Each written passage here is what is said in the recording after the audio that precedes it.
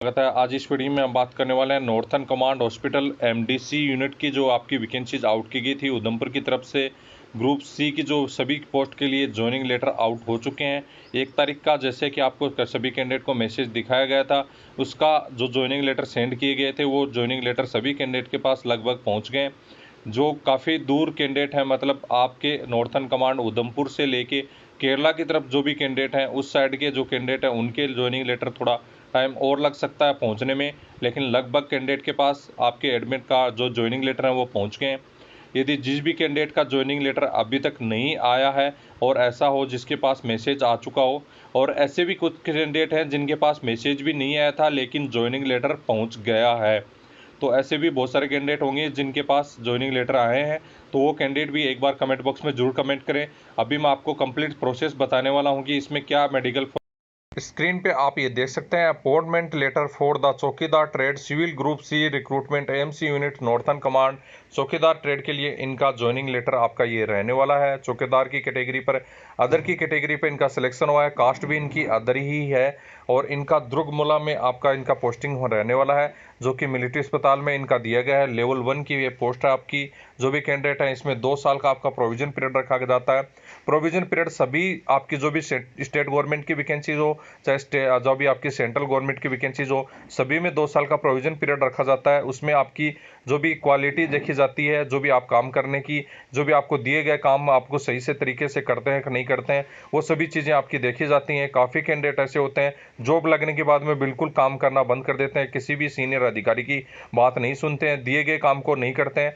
तो उनके लिए ये प्रोविजन पीरियड रखा जाता है कि सही तरीके से बंदे को काम कराया जा सके, और जो भी 2 साल है उसके लिए आपको कंप्लीट देखा जाए कि आप सही तरीके से काम करते हैं कि नहीं। जो भी कैंडिडेट अच्छे से काम करेंगे, सही तरीके ईमानदारी से काम करेंगे, उनके लिए कोई भी प्रॉब्लम आपको नहीं आने वाली है। 2 साल बाद में आपका एक बोर्ड बैठेगा, वो कंप्लीट आपको देखा जाएगा कि उसमें आपने कितना अच्छा काम किया है और क्या आपको 2 साल के बाद में आपको प्रोविजन पीरियड खत्म होने के बाद में कंप्लीट एक बोर्ड बैठता है, और उसमें आपका कंप्लीट सिग्नेचर होने के बाद में आप परमानेंट के लिए आपका जारी हो जाता है जो लेटर है उसमें। इसके बाद में आप देख सकते हैं जो कंप्लीट रूल वगैरह है वो कंप्लीट अलग अलग जो सिविल गवर्नमेंट के हैं, जो भी स्टेट गवर्नमेंट का इसमें रूल लागू नहीं होते हैं। सेंट्रल गवर्नमेंट के जितने भी रूल हैं वो इस पर आपके लागू होते हैं।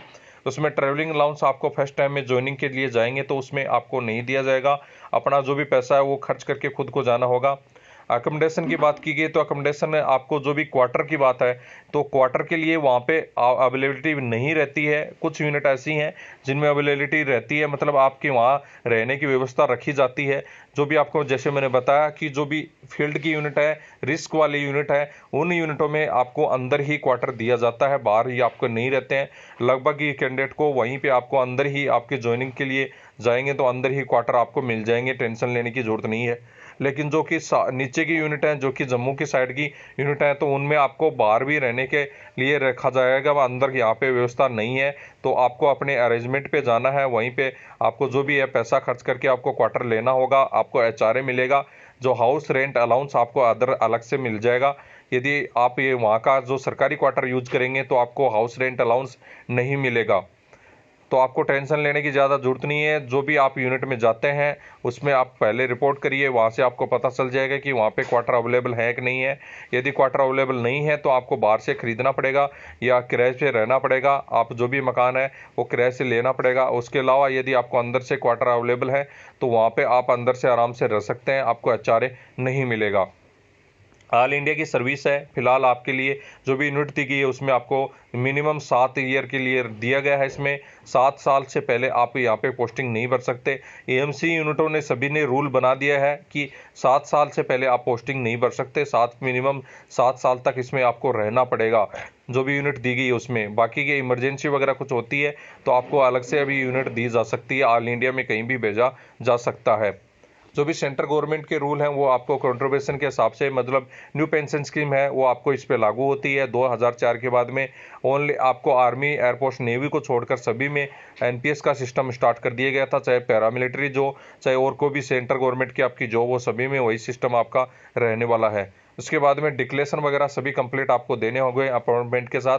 डिक्लेरेशन में आपको देना होगा कि आप एक ही स्पॉन्सी के साथ, मतलब यदि आपने शादी किया है तो एक ही वाइफ या हस्बैंड के साथ आप शादी मतलब आपके रहते हैं, या कोई भी कॉन्ट्रैक्ट मैरिज वगैरह आपने नहीं की है, ये सभी कंप्लीट आपके डिक्लेरेशन सर्टिफिकेट आपको देने होंगे। डिक्लेरेशन सर्टिफिकेट यदि आपके साथ नहीं आया है तो डिक्लेरेशन सर्टिफिकेट मुझे आपको मैं दिखा दूंगा कि कैसे आपका डिक्लेरेशन सर्टिफिकेट रहता है, वो साथ में आपको भर के लेके जाना होगा। जैसा कि मैंने पिछले पॉइंट पे आपको बताया था कि 7 ईयर का टर्न ओवर आपको एक जगह पर कंप्लीट करना होगा।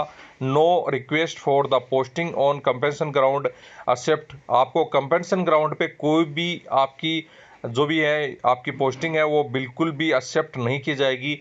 लेकिन आप क्या कर सकते हैं, जो भी 2 साल के पीरियड के बाद में, जो भी आपका प्रोविजन पीरियड के बाद में आप अपनी म्यूचुअल पोस्टिंग के लिए आप अप्लाई कर सकते हैं। म्यूचुअल यदि कोई भी कैंडिडेट आपको मिलता है तो आप आ सकते हैं 2 साल के बाद में। लेकिन जो कंपेंसेशन ग्राउंड की जो पोस्टिंग है वो बिल्कुल भी एक्सेप्ट नहीं की जाएगी 7 साल से पहले। आपको मिनिमम 7 साल वहाँ रहना पड़ेगा। इसने आपके जो एएमसी यूनिटों ने आपका फिक्स रूल बना दिया गया है। अब आपको लिस्ट दी गई है डॉक्यूमेंट की, क्या क्या डॉक्यूमेंट आपको चाहिए होंगे। पहले आपका जो सर्टिफिकेट चाहिए होगा मेडिकल सर्टिफिकेट, जो कि आपके मेडिकल अफसर या सिविल सर्जन एमओ से या जो भी है सिविल सर्जन से आपको बनाना होगा। अपने डिस्ट्रिक्ट हॉस्पिटल के जो भी है एमओ या जो भी सिविल सर्जन से आपको ये बना के लेके साथ में जाना होगा। तो जो भी कैंडिडेट है, यदि अभी तक आपको जो भी फिजिकल फिटनेस सर्टिफिकेट है या जो भी आपका मेडिकल सर्टिफिकेट का जो फॉर्मेट आपको नहीं मिला है, तो उसको मैं आपको सर्टिफिकेट आपको दिखाऊंगा, जो कि आपको कंप्लीट भर के साथ में लेके जाना होगा। उसके बाद में अटेंशन फॉर्म आपको लेके जाना होगा, जो कि कंप्लीट डूली आपका पासपोर्ट साइज जो फोटोग्राफ है उसके साथ चिपका के कंप्लीट सेट बना के आपको मिनिमम 3 सेट आपको साथ में लेके जाने होंगे। करेक्टर सर्टिफिकेट आपको लेके जाना होगा, जो कि आपके 2 आपका करेक्टर सर्टिफिकेट होंगे, जो कि एक गजेटेड अफसर से, दूसरा आपका मिनिमम मजिस्ट्रेट या जो भी आप तहसीलदार वगैरह बोलते हैं उससे आपका होना चाहिए। और जो भी 3 महीने से पुराना आपका नहीं होना चाहिए। 3 मंथ पुराना आपका ओल्ड नहीं चलेगा। यदि आपके पास 3 महीने से उस पहले का आपका सर्टिफिकेट के बाद का यदि आपके पास है तो वही आपका चल जाएगा, आपको दोबारा से बनाने की जरूरत नहीं है। उसके बाद में वही आपका जैसे दोबारा से आपको डिक्लेरेशन भरना पड़ेगा। डिक्लेरेशन सर्टिफिकेट के लिए पहले भी दिया था कि आपको स्पॉन्सी मतलब आपको जो भी वाइफ वगैरह जो एक ही है और कोई भी कॉन्ट्रैक्ट मैरिज वगैरह आपने नहीं की है, वो डिक्लेरेशन सर्टिफिकेट आपको साथ में भर के लेके जाना होगा। तो आपको आप डिक्लेरेशन सर्टिफिकेट दिखा दिए। बाद में नेक्स्ट आपका पॉइंट दिया गया है कि आप वफादारी से अच्छे से काम करेंगे या आप शपथ लेते हैं। इसमें आपका दिए कोई भी सर्टिफिकेट आपका नहीं लगेगा। ये आपका वहाँ पे जब भी आप जाएंगे तो शपथ दिलाई जाती है कि आप वफादारी से संविधान के प्रति आप अच्छे से काम करेंगे।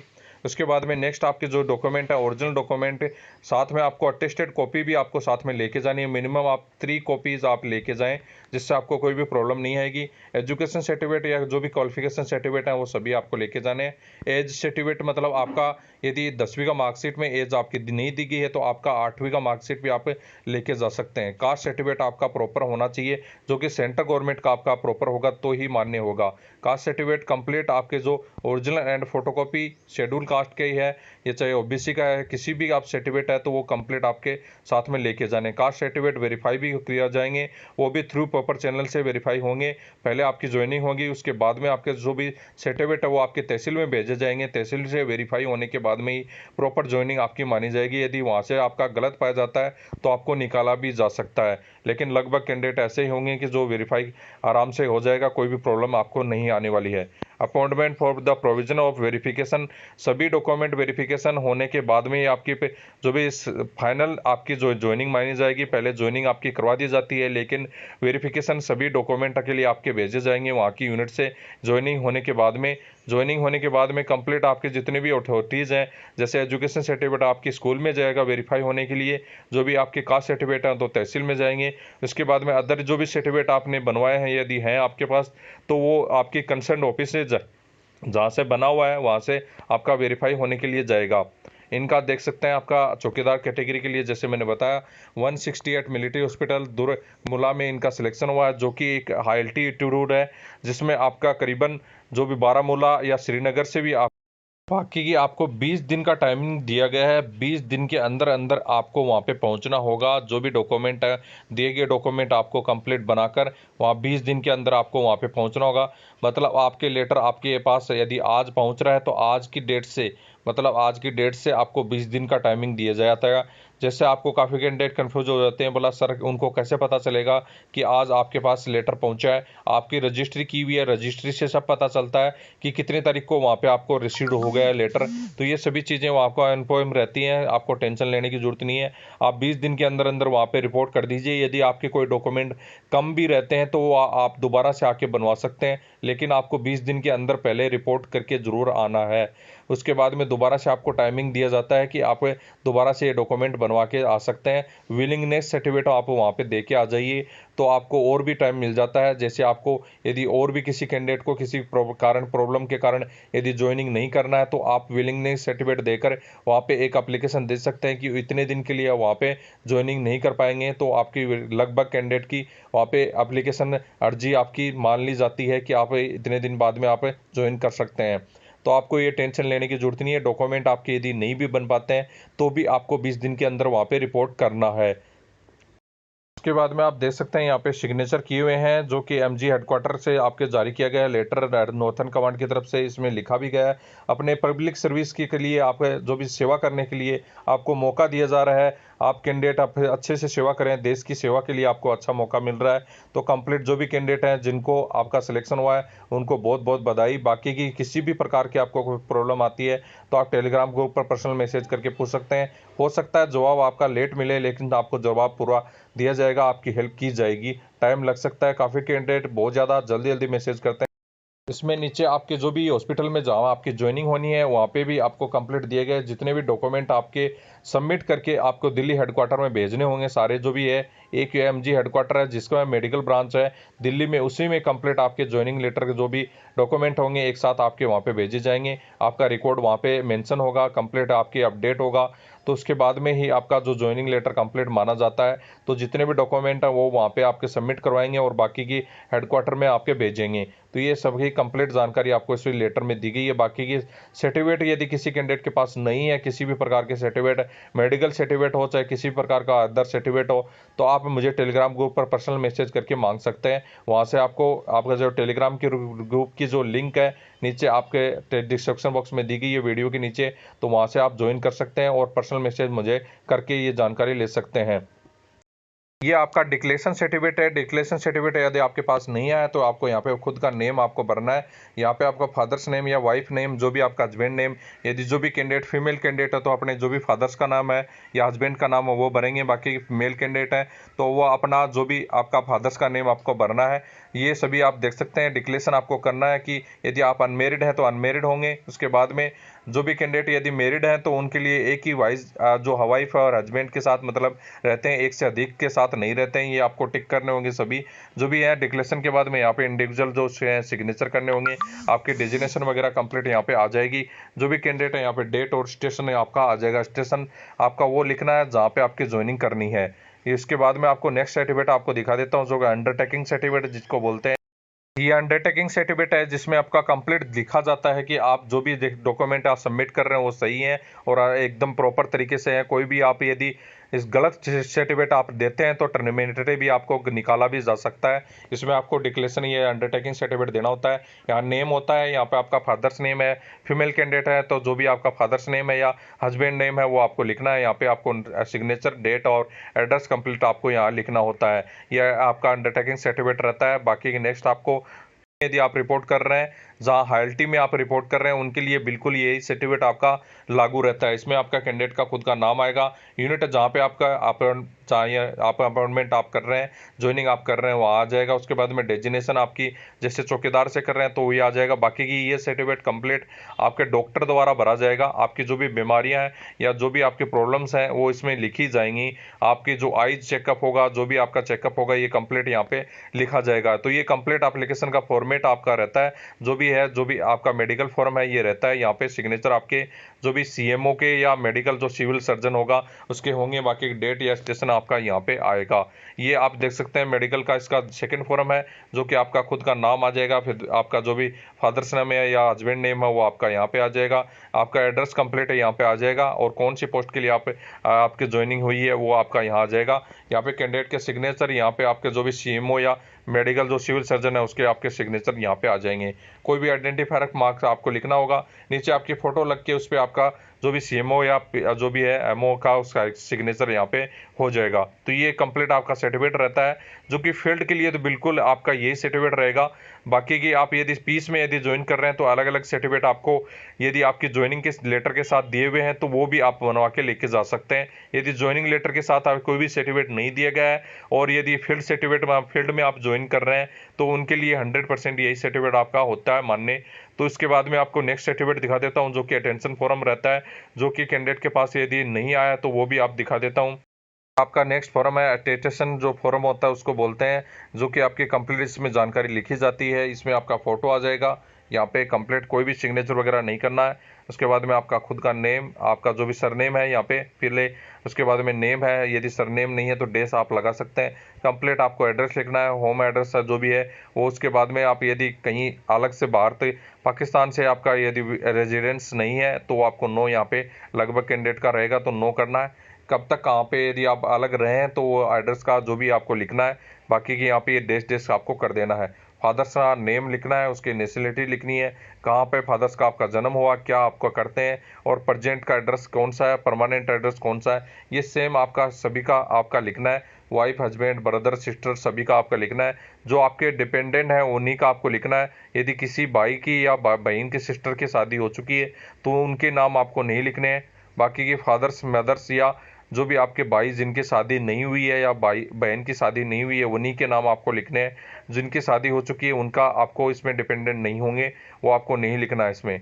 जो भी आपके पुत्र या बच्चे यदि आपके हैं तो उनका भी ये कंप्लीट यहाँ पे लिखना होगा। नेम लिखना होगा, डोमिसाइल प्लेस ऑफ बर्थ है आपका यहाँ लिखना होगा, एड्रेस लिखना होगा, और क्या कहाँ पढ़ रहे हैं, क्या कहाँ पे आपका जो आपके स्टेइंग कर रहे हैं, पढ़ाई कर रहे हैं, वो आपको लिखना होगा। नेशनलिटी आपको, डेट ऑफ बर्थ, परसेंट जो एज है, उसके बाद में आपका रिलीजन लिखना होगा। उसके बाद में जो भी कैटेगरी आपकी ये है तो वो आपको लिखनी होगी। एजुकेशन 15 साल के बाद में जो भी आपने एजुकेशन की है वो आपको यहाँ पे लिखनी होगी। 15 साल के बाद में यदि किसी ने ग्रेजुएशन किया तो वो भी आप लिख सकते हैं। ग्रेजुएशन के सर्टिफिकेट आपको साथ में लगाने होंगे। ऐसा कुछ भी नहीं है कि 10th बेस की वैकेंसी है तो 10th बेस का ही आपको लिखना है। ग्रेजुएशन आपने किया तो ग्रेजुएशन भी आप लगा सकते हैं, इसमें कोई भी प्रॉब्लम आपको नहीं आने वाली है। यदि कहीं आपने पहले आपको जॉब की है तो वो भी आप यहाँ लिख सकते हैं। बाकी कि आपको कहीं भी अरेस्ट वगैरह नहीं हुए हैं, कोई भी आपका क्राइम वगैरह नहीं किया तो नो नो आपको सभी में लिखना है यहाँ पे। उसके बाद में नीचे आपका रिस्पॉन्सिबल व्यक्ति के आपके नाम लिखने हैं, जिसमें आपका फर्स्ट है जैसे 1 नंबर पे यदि कोई भी व्यक्ति है जिसका आपको जानते हैं, आसपास का कोई भी घर परिवार का आपका कोई व्यक्ति है उसके नाम आपको यहाँ पे लिखने हैं। सिग्नेचर आपको करने हैं, खुद को आपको डेट लिखनी है, प्लेस लिखना है। इसके बाद में आइडेंटिटी सर्टिफिकेट है, जो कि आपको मैं बताया था कि आप यदि इसको बनाना चाहते हैं तो ये आइडेंटिटी सर्टिफिकेट यदि 3 महीने पुराना आपके पास पहले रखा हुआ है तो ये आप रख सकते हैं। इसमें आपके किससे किससे बनवा सकते हैं, तहसीलदार, principal, head principal, post master या पंचायत जो इंस्पेक्टर है उनसे आप बनवा सकते हैं। ये सर्टिफिकेट आपको कंप्लीट यहाँ बनकर कंप्लीट आपका इसमें आइडेंटिफिकेशन आपका देगा कि हाँ आप ये कंप्लीट इसको जानते हैं और इसका चरित्र वगैरह कंप्लीट सही है। ये कैरेक्टर सर्टिफिकेट होगा आपका। कैरेक्टर सर्टिफिकेट आपका कोई भी सरकारी आपका जो भी प्रिंसिपल वगैरह है या जो भी आपका जो गजेटेड अफसर है उससे आपको ये बनवाना है। जो भी गजेटेड अफसर, चाहे डॉक्टर हो तो वो भी आप ये बनवा सकते हैं, सरकारी डॉक्टर है तो उससे भी आपको बना सकते हैं। ये डिक्लेरेशन है, जैसे आपको मैंने बताया था डिक्लेरेशन सर्टिफिकेट अभी आपको दिखाया था वो सर्टिफिकेट ये है। बाकी की इसमें कोई भी आपको प्रॉब्लम नहीं आएगी। ये सभी सर्टिफिकेट आपके दिए गए हैं। यदि ये सर्टिफिकेट आपको किसी को चाहिए तो आप टेलीग्राम ग्रुप पर पर्सनल मैसेज करके मुझे मांग सकते हैं। बाकी की यदि के अलावा आपको 2-3 चीज़ और महत्वपूर्ण बता देता हूं कि पहले आपका एसबीआई में या किसी भी बैंक खाता आपके पास होना चाहिए। उसका चेक भी क्विक आपके पास होना चाहिए। चेक बुक ज़रूरी है, चेक बुक आपकी लगेगी। आपको पैसा जो भी खाते में आना है तो उसके लिए चेक बुक आपकी ज़रूरी होना है। यदि आपका खाता नहीं है तो आप अपना खाता खुलवा सकते हैं या जो भी आपकी ज्वाइनिंग जहाँ हो रही है वहाँ पे भी अपना खाता खुलवा सकते हैं। ऐसा कुछ भी नहीं है कि घर का खाता ही ज़रूरी है या आपका घर का खाता नहीं चल सकता। दोनों खाते चलेंगे। यदि घर का खाता है तो भी आप चला सकते हैं, लेकिन चेक बुक ज़रूरी है। तो चेक बुक के लिए यदि आपके पास नहीं है तो डिमांड दे दीजिए। बाकी की 20 से 25 फ़ोटो आपके पास होनी चाहिए। ये 4 से 5 फ़ोटो आपकी फैमिली की होनी चाहिए। ये सभी डॉक्यूमेंट आपको एक्स्ट्रा आपको बता रहा हूँ, ये डॉक्यूमेंट आपको बताए नहीं गए हैं लेकिन आपके वहाँ मांगे जाएंगे, तो ये डॉक्यूमेंट अपने साथ बनवा कर रखें, ये आपको ज़रूरी है। बाकी की 2 महीने पहले आपकी कोई भी पेमेंट नहीं आने वाली है तो वो भी आपको पैसा अरेंजमेंट करके रखें। यदि 2 महीने तक आप ज्वाइनिंग करने के बाद में पैसा नहीं आएगा, 2 महीने मिनिमम लग जाते हैं पैसा आने में, तो 2 महीने का जो भी अरेंजमेंट करने में जो भी पैसा लगेगा उसके लिए भी अपने लिए तैयार रहें कि क्योंकि आपका जो भी पैसा जहाँ पे भी यदि आप एक रूम किराया वगैरह कुछ लेते हैं, यदि ऐसी जो यूनिट हैं जिनमें पीस में यूनिट है जहाँ पे क्वार्टर आपको लेना पड़ेगा, खाने का पैसा भी आपको देना पड़ेगा और भी बहुत सारा सामान आपको ख़रीदना पड़ेगा, उनके लिए आपको पैसा 2 महीने से पहले तनख्वाह नहीं आने वाली है, तो वो कैंडिडेट भी अपने अरेंजमेंट कर लें कंप्लीट जो भी पैसे वगैरह का। ये सभी चीज़ें बिल्कुल